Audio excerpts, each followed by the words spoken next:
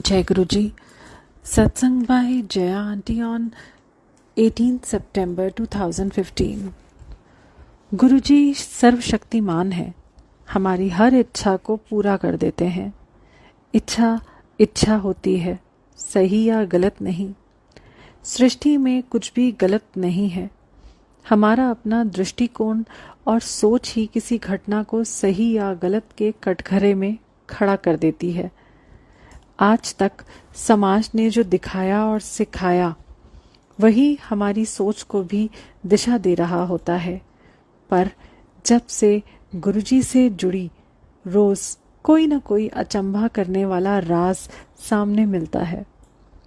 गुरुजी जवाब जरूर देते हैं, पर उस घटना पर काफी चिंतन और मनन के बाद एक एक सवाल से हम जूझते रहते हैं।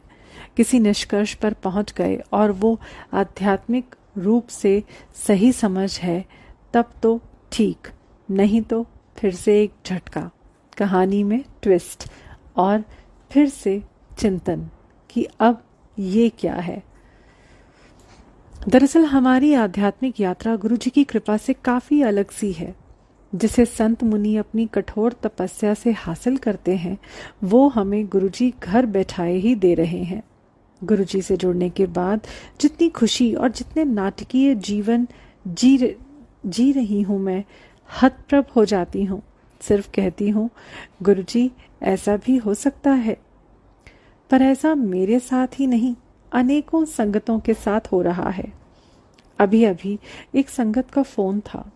वो उनके घर सत्संग को जा रही थी, जिनके घर गुरुजी की चर्चा छिड़ते ही लड़ाई हो जाती थी। अब ये सुंदर नाटकीय मोड़ ही तो है। इन सब में जो हमारा रोल है वो है पॉजिटिव सोच रखने का। गुरुजी से मिलते ही हम इतने पॉजिटिव हो जाते हैं कि लगता है कि जो भी होगा सही ही होगा।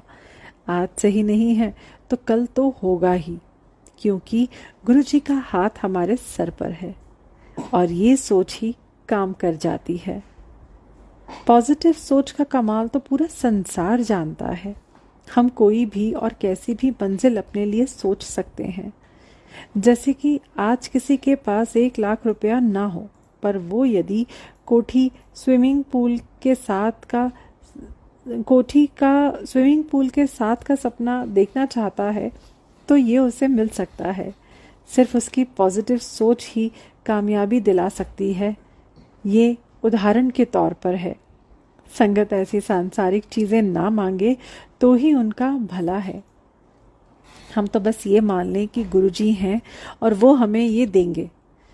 हम 100% मान कर चलें कि मिलेगा। कैसे मिलेगा सवाल कभी ना करें। इस कैसे में जब हम उलझ जाते हैं तो नेगेटिविटी आ जाती है कि शायद हमें गुरुजी ना भी दें, क्योंकि हमने ऐसा कौन सा पुण्य किया है, या हम कहाँ इतने बड़े भक्त हैं जो हमारे लिए इतनी बड़ी चीज कर देंगे। ऐसी सोच हमारा काम बिगाड़ देती है। सृष्टि का मालिक बैठा है यहाँ। सृष्टि के हर अणु पर नियंत्रण है उसका। उसके लिए क्या कोठी या क्या जहाज।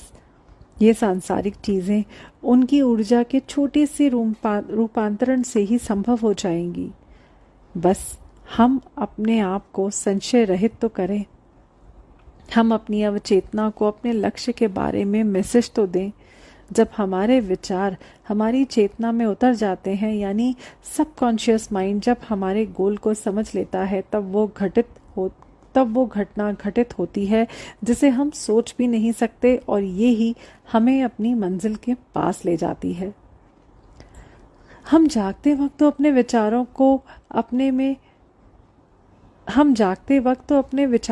अपने में घुमा ही रहे हैं, पर यदि चेतन और अवचेतन मन के मिलन के समय, नींद में जाने के समय या फिर नींद खुलने के समय का अल्पकाल, यदि ये विचार हम कर रहे हों तो ये अवचेतन मन तक पहुंच जाता है।